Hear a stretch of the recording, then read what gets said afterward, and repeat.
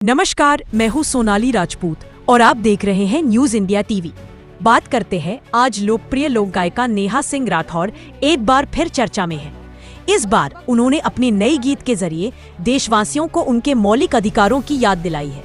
नेहा सिंह राठौर बोली, आज मैं आपको सबसे जरूरी गीत सुनाना चाहती हूँ, मौलिक अधिकारों के गीत। संविधान के सुन लो विचार भैया। इस पंक्ति से शुरू होने वाला यह गीत देश के युवाओं को अपने अधिकारों के प्रति जागरूक करने का प्रयास है।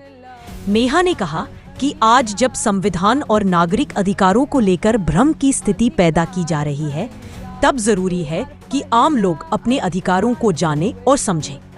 गीत में उन्होंने भाषण और अभिव्यक्ति की स्वतंत्रता, समानता का अधिकार और धर्म की स्वतंत्रता जैसे विषयों को सरल भाषा और लोक धुन के माध्यम से जनता तक पहुंचाया है। यह गीत सोशल मीडिया पर तेजी से वायरल हो रहा है और युवाओं से लेकर बुजुर्गों तक सभी को जागरूक कर रहा है। संविधान के मूल भाव को जन जन तक पहुंचाने का यह प्रयास सराहनीय है। सुनाते हैं आपको नेहा सिंह राठौर का यह गीत। कैसे हैं आप लोग? मैं वही नेहा सिंह राठौर और इस वक्त का सबसे ज्यादा जरूरी गीत सुनाना चाहती हूँ आप लोगों को, मौलिक अधिकारों के गीत। हो संविधान के सुन ल विचार भैया, आव समझायापन अधिकार भैया। संविधान के सुन ल विचार भैया, आव समझायापन अधिकार भैया।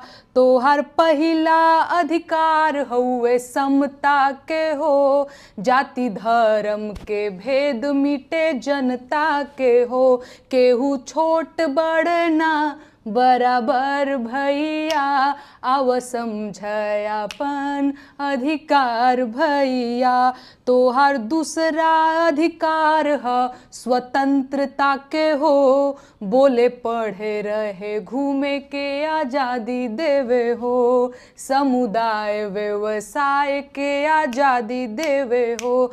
19 से 22 के गुहार भैया, आव समझायापन अधिकार भैया।